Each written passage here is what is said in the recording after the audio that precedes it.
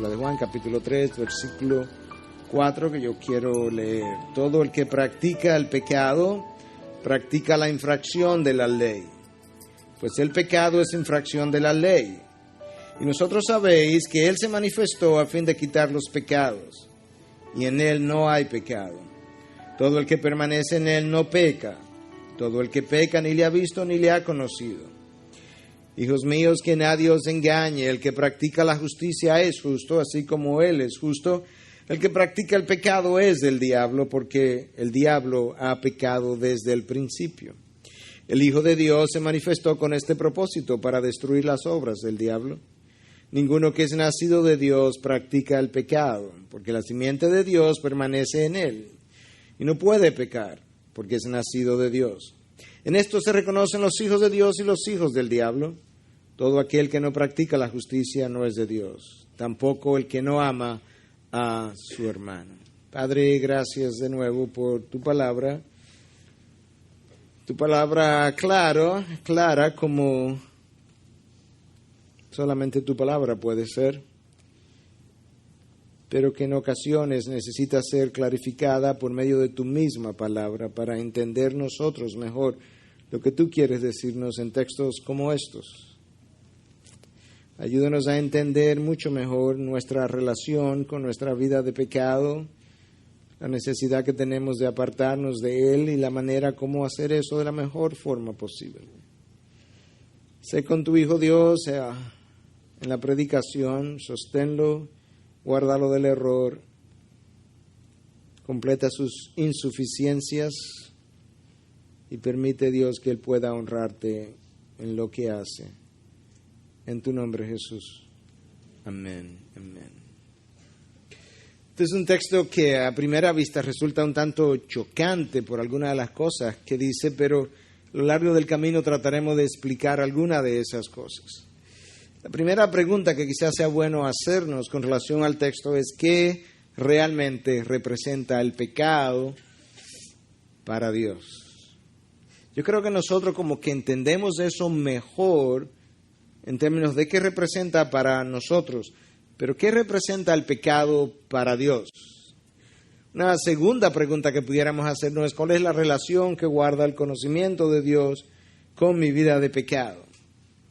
Y en tercer lugar, ¿cuál sería la mejor forma de nosotros poder luchar en contra de ese pecado? Y a lo largo del camino vamos a tratar de responder esas tres preguntas. En ocasiones una, en ocasiones dos, en ocasiones cuatro, pero en esta ocasión son tres preguntas que queremos abordar. Si hay algo que nosotros sabemos desde que comenzamos a leer este texto es que hay una palabra como que salta a la vista porque está ahí repetida múltiples veces. Hay seis repeticiones de la palabra práctica en 7 versículos. La palabra, o practica, no práctica, practica. La palabra aparece 2 veces en el versículo 4, una vez en el versículo 7, una en el 8, una en el 9, una en el 10, 6 veces en 7 versículos. De manera que esta palabra parece formar como el marco de referencia de aquello que Juan quiere decirnos. Y es importante, sobre todo, cuando comencemos a ver qué tiene esto que ver con lo que es la vida de pecado y lo que es la no presencia de esa vida de pecado en aquel que ha nacido de nuevo. Juan va a establecer un contraste también entre la justicia o santidad del hombre o de los hijos de Dios y la pecaminosidad del hombre o la vida de pecado de los hijos del diablo que él llama. Y en tercer lugar, Juan nos va a ayudar a ver de qué manera Dios está tratando de destruir el pecado en nosotros, de qué manera Dios está tratando de debilitar el poder del pecado en nosotros hasta finalmente hacerlo desaparecer. Y decía que la palabra práctica o practica es la palabra clave y nota cómo en el versículo 1 Juan comienza usándola inmediatamente diciendo todo el que practica el pecado practica, y está la palabra otra vez, también la infracción de la ley. La palabra traducida como pecado en ese primer versículo es la palabra amartía en griego. Es una palabra sumamente frecuente, 173 veces en el Nuevo Testamento aparece esa palabra, y el estudio de todo lo que está relacionado al pecado lo que es su origen, sus consecuencias y demás, es lo que ha sido llamado amartiología. Esa es la palabra, pero Juan nos está diciendo, perdón, déjame devolver, es una palabra que fue usada en el lenguaje secular para referirse al tiro al blanco. Es una palabra que fue usada en la caza de aves o caza de animales. De tal forma que amartía en el lenguaje original tiene algo que ver, cuando se refiere a pecado, con no darle al blanco. Y en este caso, si pudiéramos decir, darle al blanco representaría el cumplimiento absoluto, completo de la ley de Dios. Y cada uno de nosotros pudiera tratar de darle a ese blanco, y cada uno de nosotros terminará encontrando lo que la palabra de Dios revela, y es que nos hemos quedado cortos de su gloria, porque nadie puede de una manera cabal poder hacer eso, excepto la persona de Jesús, que ya lo hizo por nosotros. Juan está diciendo ahora, está tratando de ayudarnos a entender un poco más este término de amartía, lo que es el pecado, y nos dice, el que practica el pecado practica también infracción de la ley. Es una violación que ha ocurrido. Y yo creo que eso es un concepto importante. Ahí la palabra es anosmia, asinoma, ley, sin ley, porque Juan está tratando de decirnos, cuando tú pecas, dado la ley que tú tienes escrita en tu corazón, dada la ley que tú conoces que está escrita en esta palabra, tú actúas como vivieras, como si no hubiera ley, como si tú estuvieras viviendo en un mundo sin ley. De hecho, la palabra cuando es traducida al inglés en este texto es lawlessness, que habla de que está sin ley. Sin es lawlessness, eso es lo que el texto en inglés dice, sin ley. Y yo creo que eso es importante porque Dios nos ha dado su ley con un propósito definido, un propósito claro, nos lo dio en la conciencia, nos lo dio en su palabra, nos la dio en su palabra, y ahora cuando yo peco, yo estoy ignorando una ley que yo realmente conozco. Es una ley que yo estoy ignorando, que yo estoy rechazando, que yo estoy transgrediendo, que yo estoy violando, y eso no es poca cosa para Dios. Yo creo que una de las cosas que nosotros necesitamos entender de una mejor manera es qué tan gravoso, qué tan odioso es el pecado para Dios. Porque nosotros como que lo sabemos y no lo sabemos. Yo voy a tratar de explicar un concepto teológico para ayudarnos a entender qué tan gravoso es este pecado para Dios. Los teólogos hablan de que Dios no puede ser dividido, entonces hablan de la indivisibilidad de Dios.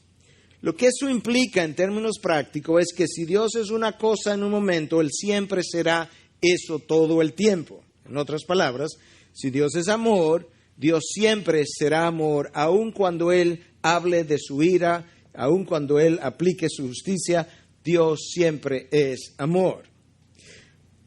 ¿Por qué eso es importante? Porque la palabra de Dios dice que Dios es santo y al mismo tiempo dice que Dios es infinito. De manera que Dios es todo el tiempo infinitamente santo, dada su indivisibilidad de la que hablamos. Ahora, cuando tú piensas en el pecado, cuando tú transgredes la ley de Dios, tú estás cometiendo una violación contra un Dios que es infinitamente santo. ¿Cuánto tiempo a mí me toma pagar una deuda que no ha sido pagada por Cristo en la cruz, si no le recibí y mis pecados no han sido perdonados? ¿Cuánto tiempo me tomaría a mí pagar una deuda infinita cometida contra un Dios que es infinitamente santo? Una infinidad de tiempo. Por eso el infierno es para siempre. Es que la transgresión de la ley santa de Dios es infinita. No es lo mismo que tú peques contra mí a que tú peques contra Dios. Cuando lo haces contra Dios, tu transgresión es infinitamente pecaminosa y toma una infinidad de tiempo, una infinitud de tiempo para tú y yo poderla pagar en el infierno hasta el punto que nunca sales de allí. Eso nos da una idea de qué tanto Dios quiere que yo entienda la gravedad del pecado que se comete contra él. El pecado es violación de esa ley, es elegir ir en una dirección que Dios no me ha señalado. Es desobedecer, es rebelión, es vivir de una manera que no me importe lo que Dios ha dicho con relación a eso que yo acabo de violar. Es no creerle a Dios. Eso es exactamente lo que Adán y Eva hicieron. Dios le habló, Dios prohibió, no le creyeron, ellos pecaron. Es falta de credibilidad. Es como que tú has hablado, Dios, pero no te creo que lo que has dicho será así. Es ignorar a Dios. Algunos de ustedes, quizá todos nosotros, hemos estado en situaciones donde la persona con quien hablamos nos está ignorando. Y tú sabes lo irritante que eso es. Puede ser un hijo, puede ser un esposo, una esposa, puede ser tu superior, no importa. Cuando alguien en tu presencia actúa como que te está ignorando, eso es sumamente irritante. Bueno, eso es más o menos lo que el pecado representa para Dios, porque es ignorarlo, ignorar su revelación. Yo no creo que después de un tiempo en la vida cristiana haya muchos pecados que nosotros cometemos en ignorancia. Nosotros lo cometemos, pero conociendo que estamos violando lo que Dios ya ha revelado. De manera que el pecado entonces se convierte en un rechazo, en una negación de la palabra de Dios, de Dios mismo.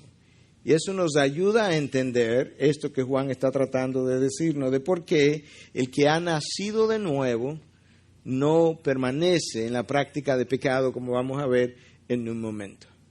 Dios nos dio su ley para proteger lo que Dios es, lo que Dios hace, lo que Dios representa.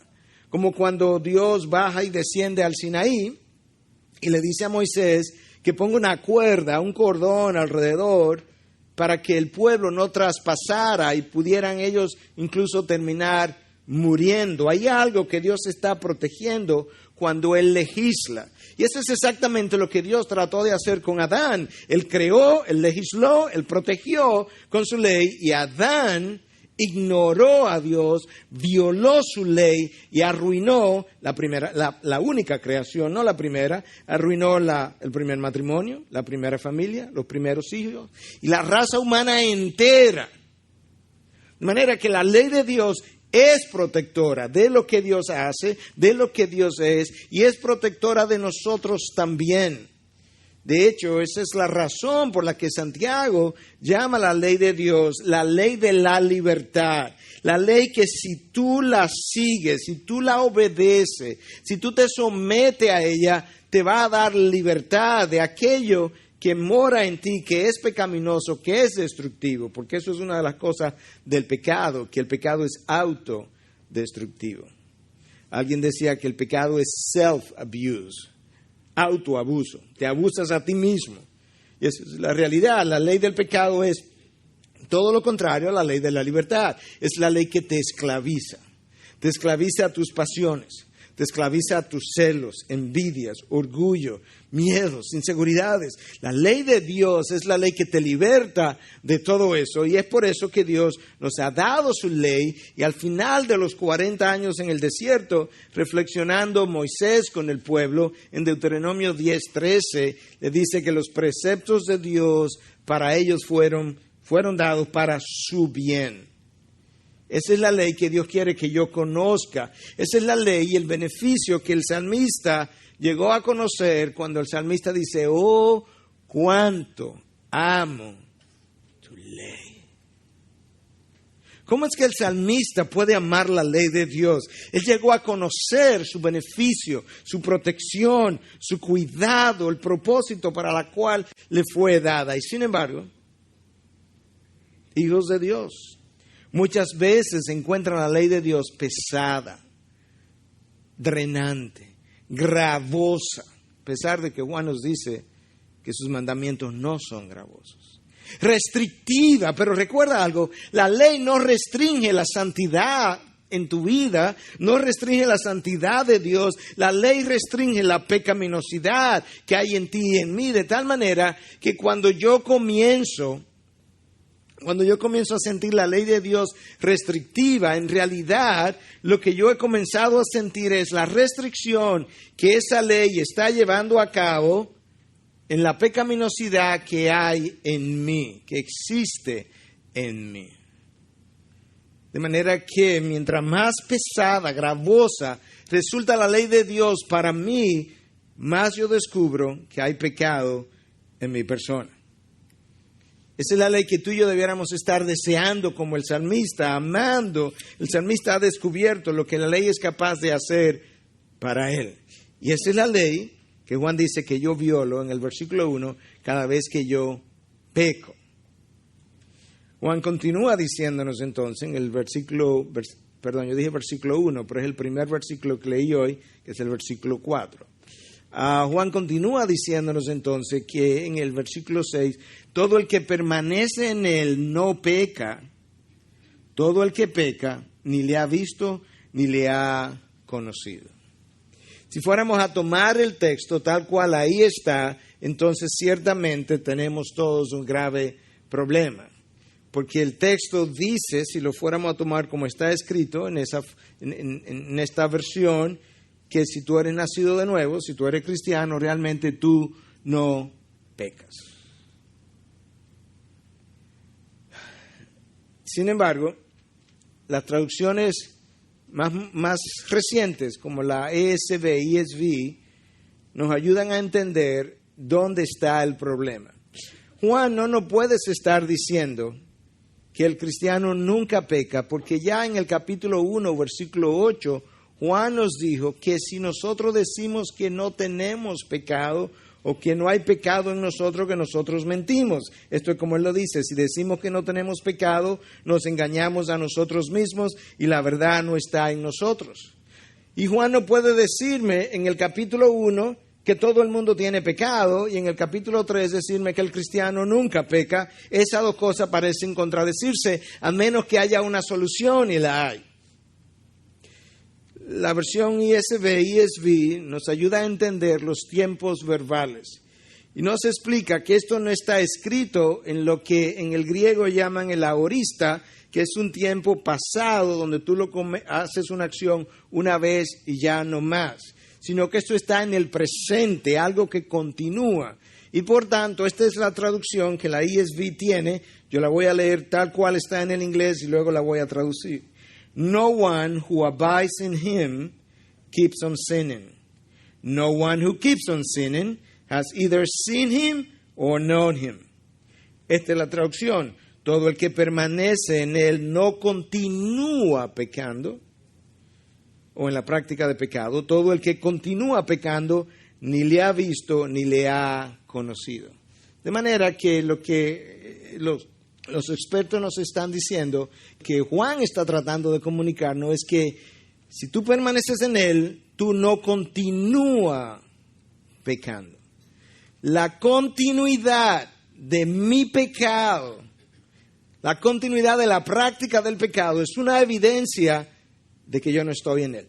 Porque Juan dice que ni le conoces, ni conoces a Dios, ni le ha visto. Él está estableciendo una relación entre el conocimiento de Dios y la práctica de pecado. Y esa relación se mantiene aún después de haber nacido de nuevo. Porque aún después que tú naces de nuevo, la realidad es que cuando tú no conoces a Dios lo suficiente, la práctica de pecado en tu vida es más frecuente que cuando tú has visto a Dios de una mejor manera. Si hay algo que nosotros sabemos en la palabra de Dios es que Dios insiste en la necesidad de que yo pueda conocerle, que no se gloríe el sabio en su sabiduría, que no se gloríe el rico en sus riquezas, ni el poderoso en su poder, sino que el que se vaya a gloriar se gloríe en esto, en que me conoce.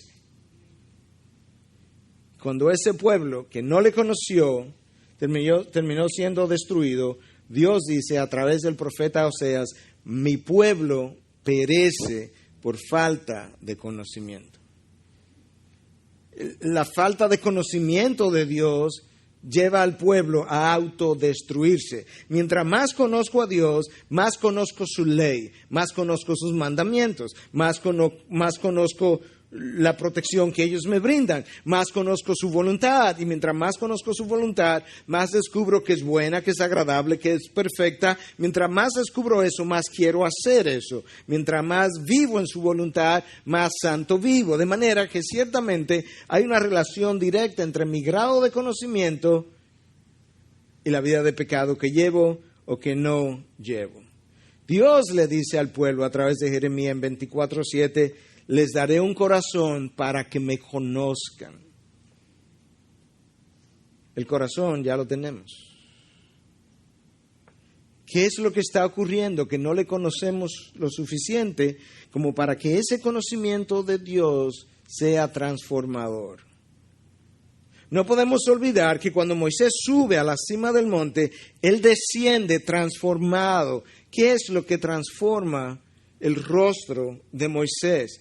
El estar, el permanecer con Dios, en comunión con Dios por un tiempo. Eso es exactamente lo que debiera ocurrir. La santidad de Dios debiera transformarnos. Su soberanía debiera aquietarnos. Su amor debiera sanarnos. Pero yo necesito estar ahí, caminar con Él, permanecer con Él, vivir en Él, para yo experimentar los beneficios de lo que es ser transformado, no por leyes, no por reglas, sino por una vivencia con Él. Y yo creo que ahí es donde ha estado el problema mayor de aquellos que han querido vencer, tener victoria en la lucha contra el pecado, y es que lo han hecho por el camino equivocado, como hablábamos el miércoles, y de eso hablaremos un poco más adelante para no seguirme adelantando. Decía alguien que el conocimiento de Dios que no lleva a amarlo más y el desear el ser como Él no es conocimiento. El conocimiento de Dios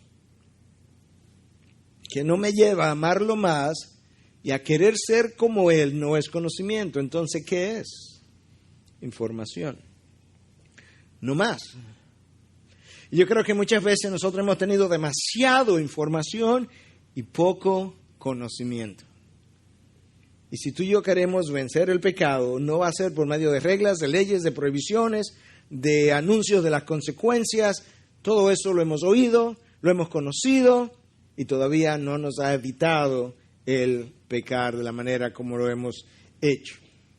Nota cuál es el requisito de acuerdo a lo que Juan nos revela en este texto, porque él dice que el que permanece en él, todo el que permanece en él no peca. Ya explicamos que esto tiene que ver con el que permanece en él no continúa en pecado, pero el requisito es permanecer. Que eso nos habla de vivir, morar, radicar, es residir. Y yo temo que lo que ocurre muchas veces con nosotros en nuestra relación con Dios es similar a lo que ocurre con el resto de nuestras vidas. Entramos al trabajo 8 de la mañana, punchamos la tarjeta. Estamos en el trabajo. Salimos 5 o 6 de la tarde, punchamos la tarjeta, ya no estamos en el trabajo.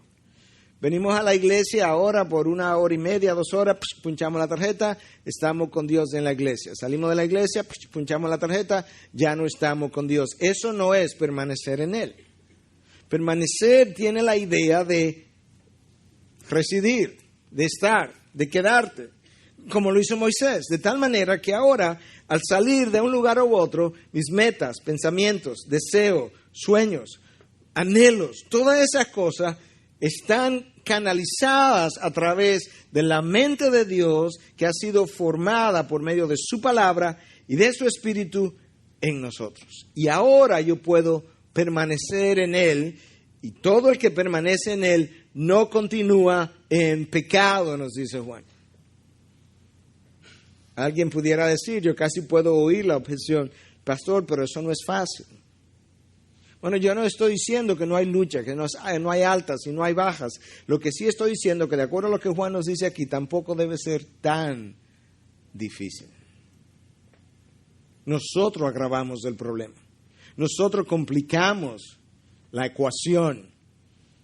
Yo le decía a este grupo de jóvenes al que le hablaba el domingo pasado, yo no concibo una vida cristiana compleja, porque yo no creo que Dios, que me ama, que muere por mí, crea una vida tan compleja que solo mentes privilegiadas pueden vivirla, porque la entienden. No, yo creo que la vida del Dios que yo conozco debe tener un diseño relativamente simple, de manera que todos los hijos de Él, independientemente de su grado de educación, inteligencia y de sofisticación, puedan vivirla, entenderla y vivirla. Es nuestro pecado que la vuelve compleja, la vuelve complicada. Nosotros somos individuos complejos, complicados, pero es el pecado en nosotros. Y Juan nos dice entonces, ¿por qué esta vida, para ser vivida correctamente, o cómo no debe ser tan difícil alcanzar victoria sobre el pecado? Y es que Cristo vino, su meta fue precisamente deshacer las obras del diablo. Y lo que Dios se propone, Dios siempre hace, lo que Él comienza, Él siempre termina. No es posible que Cristo haya venido para deshacer las obras del diablo en el mundo, en mi vida, y que eso no pueda estar dando resultado. Él vino para eso. Y cuando Él vino y murió en la cruz y perdonó mis pecados, ciertamente Él los perdonó, pero no removió el poder del pecado de mí. So Dios tenía entonces otra idea con lo cual Él pensaba hacer eso. Él me dio una nueva naturaleza, de la cual Juan habla un poco más adelante. La simiente de Dios de que habla Juan, esa simiente dada en el momento del nuevo nacimiento, es la que corresponde al hombre nuevo, que desea cosas nuevas, que tiene nuevos atractivos, que no desea aquello del hombre viejo. Es por esa simiente puesta en mí que si yo la cultivo, si yo cultivo mi vida apropiadamente, yo debo tener victoria sobre el pecado. El que practica la justicia, dice Juan, es el justo, en el versículo 7. La justicia es sinónimo aquí de santidad. El que practica la santidad es santo. A eso que Juan nos está hablando. Juan no dice, el que en la iglesia se comporta santamente es santo. No, el que practica la santidad. Ahí está la palabra clave, práctica. Aquel cuya vida está caracterizada por la práctica de la santidad es santo. De esa misma manera, aquel cuya vida está caracterizada por la práctica del pecado no conoce a Dios. Práctica es el marco de referencia de todo este texto, tanto para el pecado como para la justicia. Y Juan nos ayuda a entender algo de eso. Ahora Juan dice en el versículo 8 que aquellos que no practican la justicia son del diablo. Wow. En la palabra de Dios hay dos grupos de personas: hijos de Dios e hijos del diablo. No hay hijos de la nada, no hay hijos de lo neutral, son dos grupos. Ahora, cuando Juan habla de que son hijos del diablo, él no está diciendo que el diablo los engendró, que el diablo les dio vida. No. Él está hablando que ese grupo tiene su voluntad esclavizada al pecado hasta el punto que lo único que hacen es hacer la voluntad del enemigo. Segunda de Timoteo 2:26 claramente dice, teniendo la voluntad esclavizada para hacer la voluntad de Satanás. Esos son los hijos del diablo. Los hijos de Dios, entonces, Cristo ha venido y ha roto el poder del pecado en ellos. Y al hacer eso, Él ha podido convertirlos en hijos de la luz, que pueden ahora caminar en santidad, que no tienen que obedecer la ley del pecado, que no tienen que permanecer amarrados por Él. Y a través de este proceso, el perdón en la cruz, la simiente de Dios en nosotros, Él se propone destruir las obras del diablo en nosotros y en el resto del mundo por igual. Y vosotros sabéis que Él se manifestó a fin de quitar los pecados y en Él no hay pecado. Es el versículo 5. No solamente Él vino a perdonar el pecado, Él vino a quitar el pecado. Y si ciertamente el pecado no se ha ido completamente de nosotros, no es menos cierto que ya Él comenzó a deshacerlo.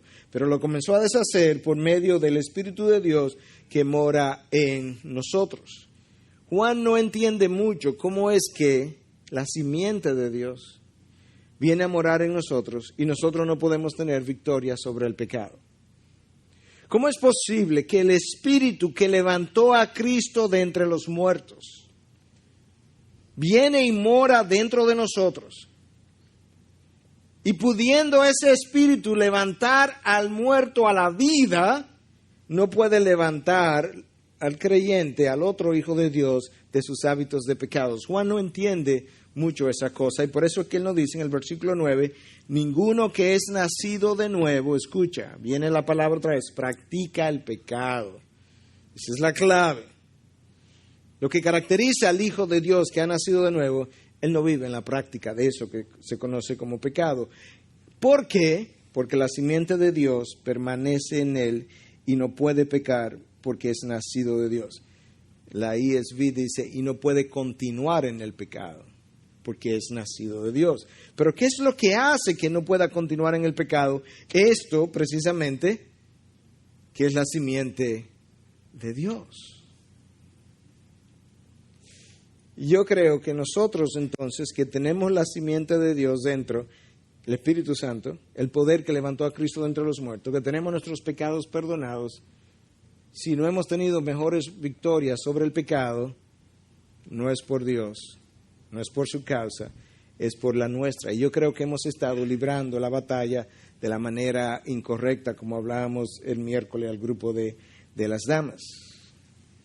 Nosotros hemos estado tratando de luchar contra la carne por medio de la carne, el esfuerzo, el dominio propio, límites, todos los cuales pudieran ser muy buenos, pero no me van a dar necesariamente la victoria sobre el pecado.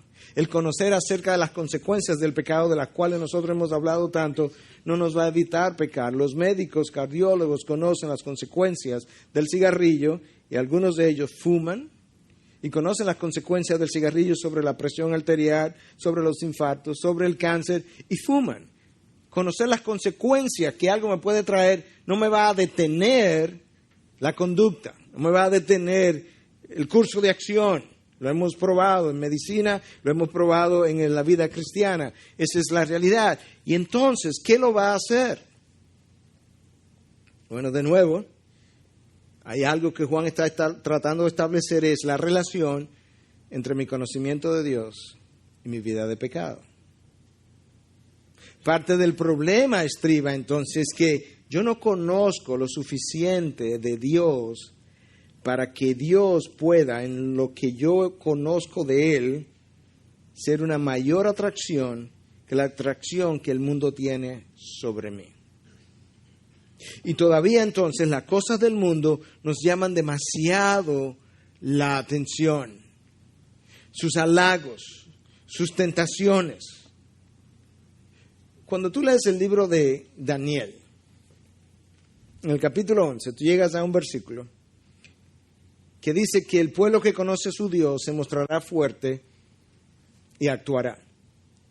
Yo dejé afuera la primera parte del versículo a propósito, porque la primera parte del versículo habla de que el rey, refiriéndose a Antíoco IV, con sus halagos hizo que muchos apostataran.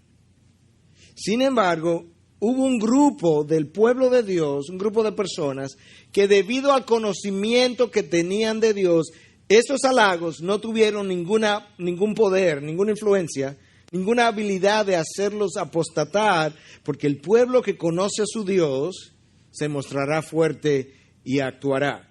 Eso es lo que mucha gente no tiene. Mucha gente se ha apartado en el nuevo nacimiento de la vida de pecado anterior y simplemente se ha quedado apartado, pero no se ha acercado a Dios. Y si hay algo que la palabra de Dios nos ayuda a entender es que la vida de santidad implica no solamente un apartarte del mundo, sino un acercamiento a Dios. Jamás yo podré tener victoria sobre el pecado simplemente apartándome del pecado.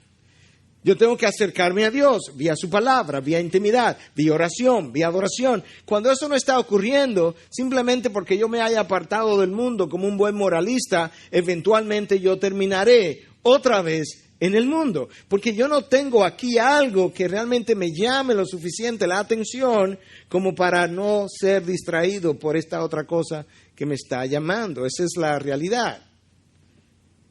Yo comentaba en el culto anterior y decía, con perdón de aquellos que le encante esta ciudad, que cuando yo fui a París y fui a la Torre Eiffel, La vi y dije, ok. ¿Tú quieres subir? Bueno. No, pero si tú quieres, subimos. Yo sé que eso no es normal. Y yo sé que algunos de ustedes piensan que yo no soy normal. Y está bien. Pero yo me quedé pensando en eso. Porque como yo entendí que tampoco era normal, yo me quedé pensando en eso. Y realmente entendí que después de haber estado en cosas como las cataratas del Niágara, el cañón del Colorado, y ver la grandeza de la creación, como que esta creación del hombre, la verdad que fue poco llamativa. Cuando usted lleva a su hijo a un columpio, su hijo de 3 años, de 2 años, y él se agarra del columpio y le dice otra vez, usted lo tiene, él cree que está viviendo una cosa del otro mundo. Ahora, yo nunca he visto una de las esposas aquí decirle al esposo, otra vez en un columpio, ¿verdad que no? Porque usted, ¿sabe por qué ya usted no disfruta del columpio? Porque usted ha tenido otras experiencias mejores y mayores que las del columpio.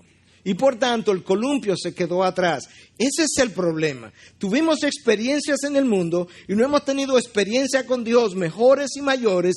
Y por tanto, aquellas experiencias del mundo todavía nos parecen tan grandes, tan atractivas, porque yo no he tenido experiencias con Dios mucho mayores para decir, ¿sabes qué? Ese columpio del mundo está bien, pero a mí no me interesa, no me gusta, no me atrae, no lo necesito. De hecho, para mí luce como escabulón, basura. Como decía Pablo. La palabra que Pablo dijo, todo esto que antes había ganado, para mí es como escabulón, excremento humano. Esa es la traducción más literal. Pero ¿qué a mí me va a dar eso? Esa sensación, si yo no conozco a Dios.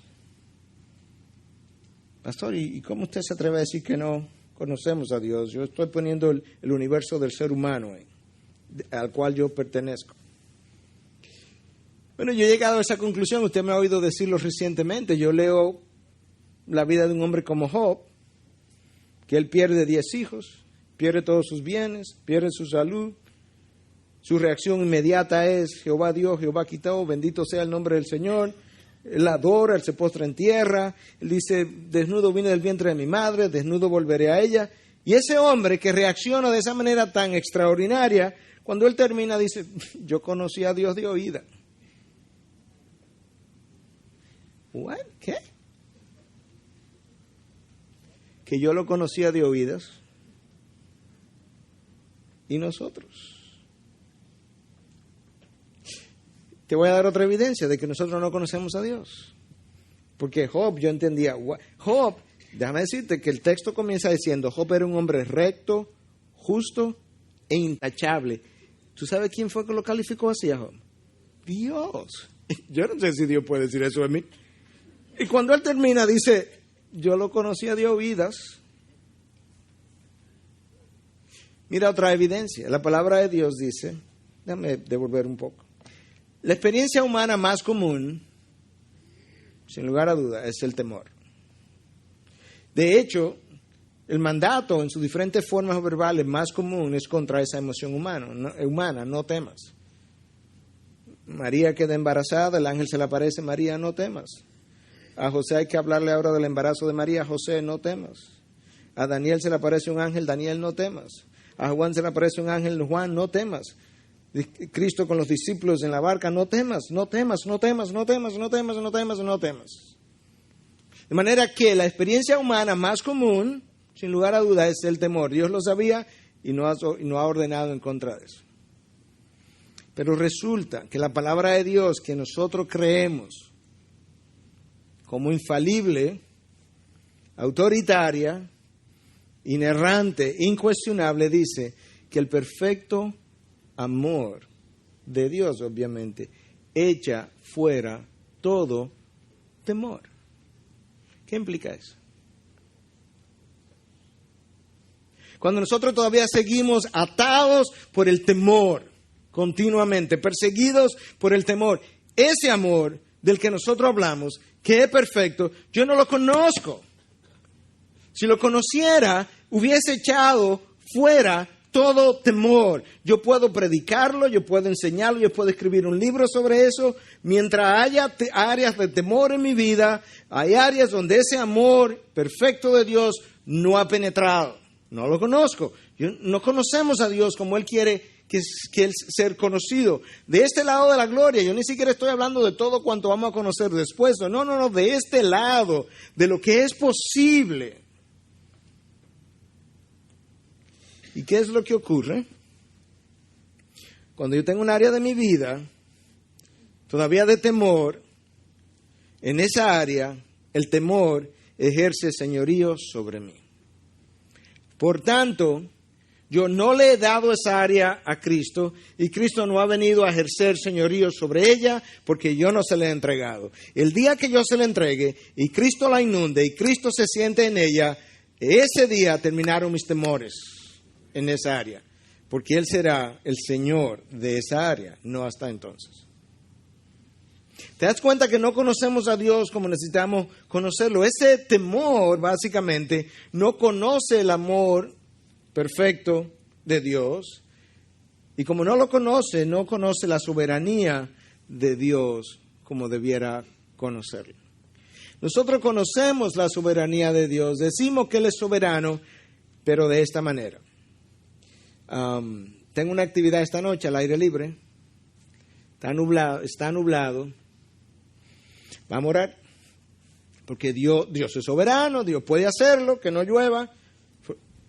Hermana, para que ore, que tenemos esto esta noche, mire cómo está el cielo. Llámese al pastor, hermana. Pastor, mire que esta noche puede ser que llueva, es una actividad de la iglesia y nos llamamos una cadena de oración. Todo el mundo orando porque Dios está en control.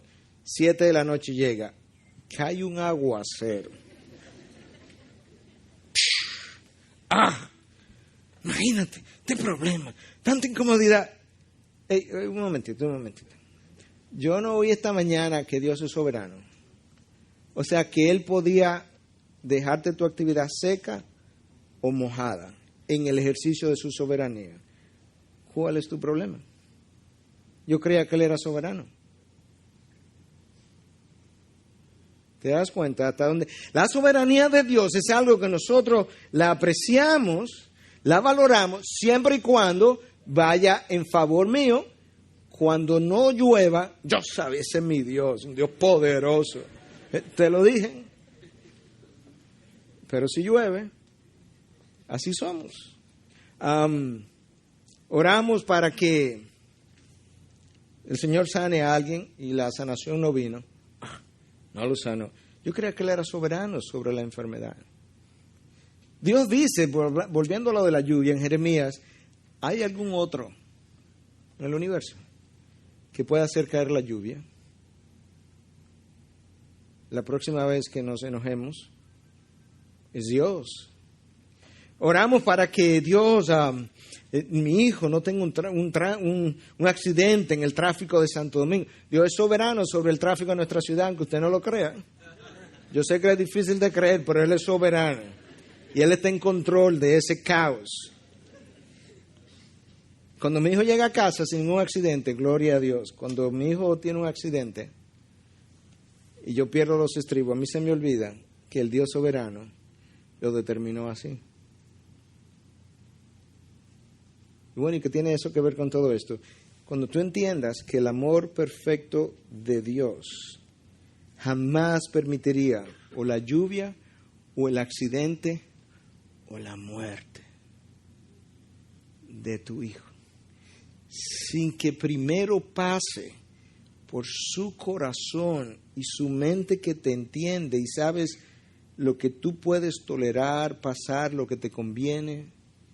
Cuando tú entiendas eso, entonces tú y yo podremos como Job postrarnos y decir, Jehová dio, Jehová quitó, bendito sea el nombre de nuestro Dios.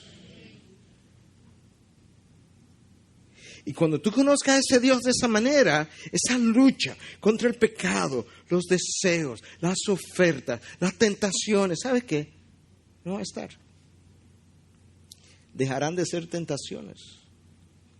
Porque esto que tú has conocido y has experimentado es tan grande que te va a pasar algo similar pero distinto, guardando la distancia de lo que me pasó cuando llegué a París. Es como, ¿y entonces? Entonces el mundo te tratará de tentar, de seducir, y tú dirás, ¿y entonces? Es como cuando mi esposa y yo abrimos una carta que llegan continuamente, porque la mandan masivamente, no porque nosotros seamos tan conocidos, para que no vayan a pensar otra cosa. Llega una carta de Estados Unidos ofreciéndote una práctica para ir a ejercer en un X lugar, y te ponen arriba en letras grandes, 300,000 plus, más de $300,000 al año. Y tú la abres y dices, ¿y entonces? Para otros eso es una tentación. Eso no representa una tentación para nosotros ahora. Tú necesitas experiencias con Dios para que estas otras cosas ahora no representen una lucha tan grande por lo que tú has vivido. Y es ese Dios entonces el que fue a la cruz en la persona de su Hijo. Y cuando tú lo contemplas bien y contemplas su amor para contigo, entonces tú te darás cuenta realmente, esto es como Cristo está. Él vino a deshacer las obras del diablo. Él vino para mi beneficio. Él murió por mí. Eso es lo que Juan dice, que Él vino a deshacer esas obras del diablo y puso la simiente de Dios en nosotros, y por tanto el que permanece en Él no continúa en pecado, y el que no practica la justicia no es de Dios, como tampoco es aquel que no ama a su hermano. El amor por el hermano, ya lo habíamos visto en una ocasión anterior, lo volveremos a ver otra vez, es una de las evidencias de que ciertamente yo he nacido de nuevo, porque la simiente de Dios está en mí y está en el otro. Pero quizás, en la medida en que resumimos y cerramos, quizás alguien está aquí que no conoce a Dios. O quizás alguien está aquí que nació de nuevo recientemente y me oye hablar acerca de la grandeza de Dios, la dulzura, lo enorme que es Dios. Dice, ¿sabes qué, pastor? Ese no es el reporte que yo he recibido de la vida cristiana. La vida cristiana de la cual yo he oído y que he comenzado a ver es más una de sacrificio, esfuerzo, sudor, dominio propio. No es fácil. Y yo lo oigo a usted y es como dos vidas distintas. Quizá esta ilustración te pueda ayudar un poco a entender quizá qué es lo que está pasando. Este finquero, si pudiera llamarlo, este señor sembraba manzanos. Y él invitó a su vecino, a su amigo, a tomar lo que en inglés llaman apple cider, o jugo de manzana, sidra de manzana, como quiera que le llamemos. Y él le dice, vecino, venga, que lo quiero invitar a tomar sidra de manzana, vamos a llamarle. Y el vecino le dice, bueno, no, mejor otro día, vecino. Ok.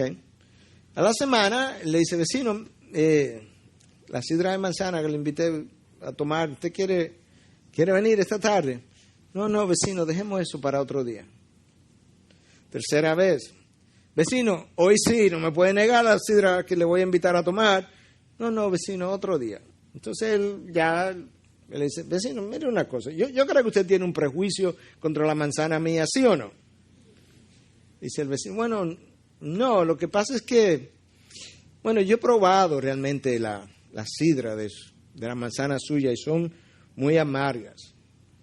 Y le dice el señor, el dueño de la finca, no me diga, ¿y de cuáles manzanas usted probó la sidra? Dice, bueno, de la que caen del otro lado de la verja. Se le dice, sí, yo sabía. Yo lo hice así a propósito. Cuando yo planté mi manzana, yo puse todas mis manzanas dulces, jugosas, en el centro y a su alrededor manzanas amargas para aquellos que se acercaban, de tal manera que yo pudiera mantener a los intrusos lejos de las manzanas dulces, jugosas, precisamente después que ellos probaran el sabor amargo de lo que estaba en la periferia. Yo creo que la vida cristiana es más o menos así. En el medio está lo dulce de Dios, el deleite. Aquello que el salmista decía, oh, tu palabra es más dulce que la miel. Oh, cuánto amo tu ley. Yo creo que todo eso es en el medio. Entonces aquí alrededor hay mucho de esfuerzo, lucha, sudor, eso que sabe agrio. Yo creo que Dios más o menos lo ha dejado así porque de esa manera Él mantiene lejos a los falsos profesores de fe, pensando que esa es la lucha, que esa es la vida cristiana. Y aquellos que finalmente se atreven a adentrarse y experimentar la dulzura, el jugo, el néctar de lo que está en el medio, donde está su presencia. Esos entonces dice, el mundo, ¿de qué mundo tú me estás? No, gracias, es que no tengo interés. De hecho, ese mundo es tan amargo que no me interesa. Yo he conocido algo tan superior y cuando tú estás en medio de ese huerto, si tú quieres, del Señor, es tan frondoso, es tan tupido lo que está, que cuando tú miras para afuera ni el mundo se ve. ¿Te das cuenta de cómo es que debemos vivir la vida cristiana? Pregunta, ¿cuál jugo, cuál néctar, cuál sidra tú has estado bebiendo?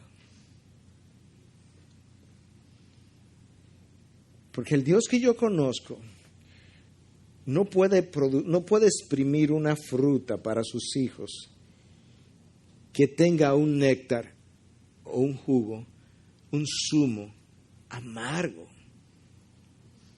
¿Tú concibes a ese Dios? Si lo concibes, no le conoces. Si no lo concibes y no lo estás probando, no está dentro, no está en el centro. El problema somos nosotros, no Dios. Nosotros tenemos que ser liberados de nosotros mismos. Nuestros deseos pecaminosos que quieren quedarse en la periferia, cerca de la verja, porque me permite ver hacia el mundo todavía, aquello que yo antes disfrutaba y de lo cual no me quiero despegar mucho. Prefiero las manzanas amargas de este lado y seguir viendo para el otro lado. Oh, estoy fuera de la verja. Estoy comiendo manzanas de afuera y por tanto lo que necesito es una nueva experiencia con Dios para nacer de nuevo. A Dios que nos libre de nosotros mismos y podamos disfrutar de su néctar. Él dio a su Hijo, ¿qué no te dará ahora? Que tú eres su Hijo. Integridad y Sabiduría es una producción que llega hasta ustedes gracias a los aportes de individuos y empresas comprometidos con la defensa de la fe. Para más información, preguntas y comentarios, visite nuestra página de internet www.integridadysabiduría.org. En esta página encontrará información sobre la producción de este y otros recursos que ponemos a su disposición, como también las formas en las que usted puede contribuir con la producción de programas como estos. Les invitamos nuevamente a visitar nuestra página de internet www.integridadysabiduría.org. Será hasta la próxima, cuando nos reencontremos con Integridad y Sabiduría.